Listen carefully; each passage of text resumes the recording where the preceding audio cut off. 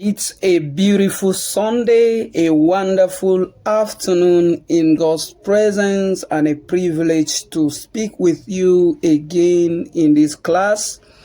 Apostle Dr. Revival John Ringjot is my name. Thank you so much for being part of this class and coming your way again today with this course, Ministerial Ethics. Ministerial ethics.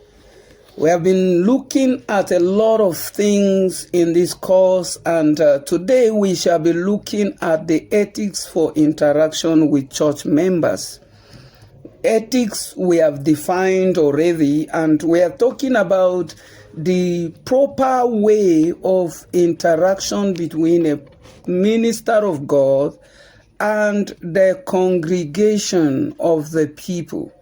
The pastor must always be aware of the fact that he is the shepherd and the church are the sheep. There are many respects in which the sheep cannot relate with the shepherd. And the shepherd also, there are certain respects in which the shepherd cannot relate with the sheep. This is because they are essentially different. One is a sheep, the other one is a shepherd. It is a position God has given to you as a shepherd in his vineyard. A shepherd can best relate with other shepherds in certain social and private matters, but not with the sheep. There are certain things the shepherd cannot relate with the sheep, and there are certain things the sheep may not best relate with the shepherd. Yes, the shepherd interaction with the sheep must be limited to his professional role in their life as a shepherd. This is governed by the provision of 1 Corinthians chapter 2 verse 2, which said, resolve to know nothing among your people save Jesus and him crucified. So we should be focused on business. We should be focused on business. That's the responsibility we have as shepherds over the sheep. And as shepherds, there are standards, therefore, in our relationship with the church members. And these are the things I want to discuss in this lecture today. Yes, one is do not, when you visit your church member's house or relate with them in any way, it should be a relationship focused on salvation. Your relationship with them should focus on what? Salvation. Don't run about in their life, in their house, just looking for food to eat, clothes, and whatever. No, it should be a salvation-based relationship. You should also respect their privacy. There should be a respect for their privacy, not to venture into certain areas of their home unless specifically invited. Imagine a pastor just barge into a member's home, and before you know he's into their bedroom and other things. It's not right.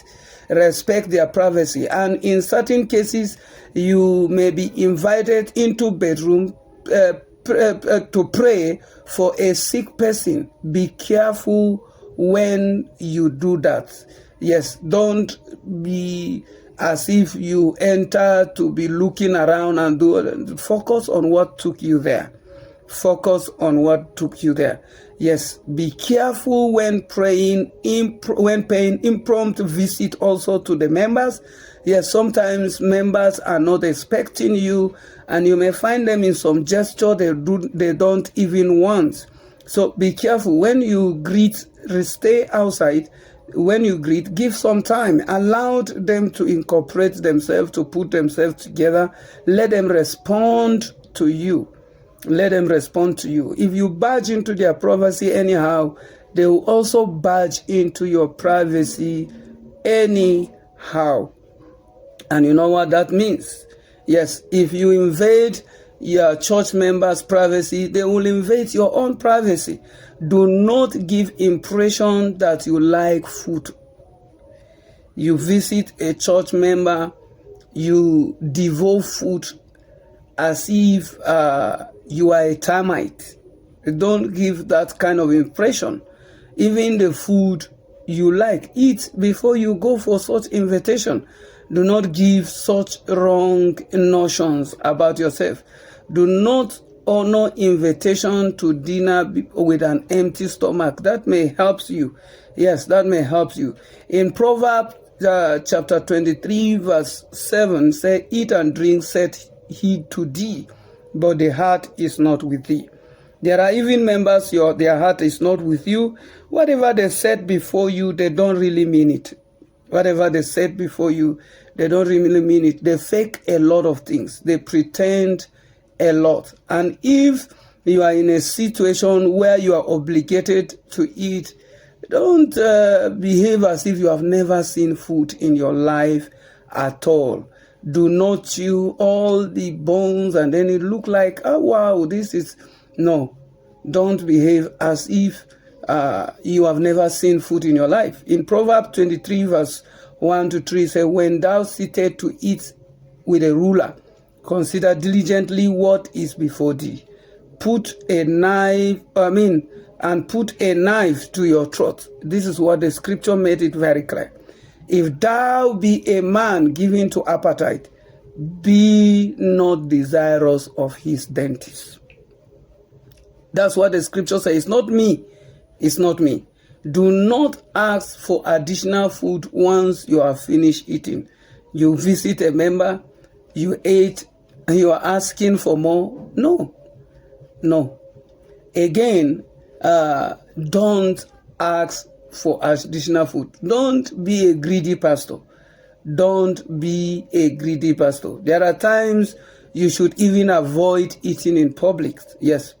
Perhaps even when you are hungry, there are times you should observe the kind of environment where you are. Avoid eating in public. Perhaps just nibbling few pastries may be appropriate. Yes, do not insult a church member. Do not insult a church member. Do not shout at a church member or quarrel with them. Avoid gaining the reputation of cantankerous person over your members. Yes, be a bishop who is blameless. Like the scripture said in Titus chapter 1 verse 7, do not slap or strike your church member. Do not slap or strike your church member.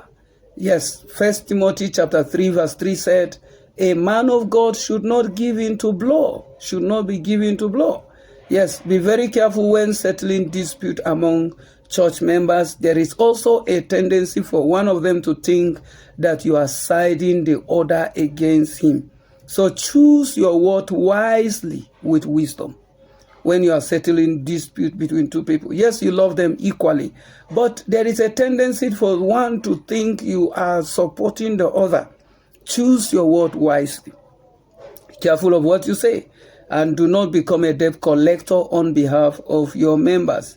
Things may turn nasty and you may find yourself right middling in the circumstances that you cannot help. Neither be a partaker of another man's sin. Keep yourself pure. Take caution when settling dispute between husband and wife. The day they settle, it's borne down on you. God bless you. Thank you for attending today's lecture. I think this is where I'm going to stop for today and see you tomorrow. God bless you. Thank you very much. Let me see the response of what you learned today in the comment section. God bless you.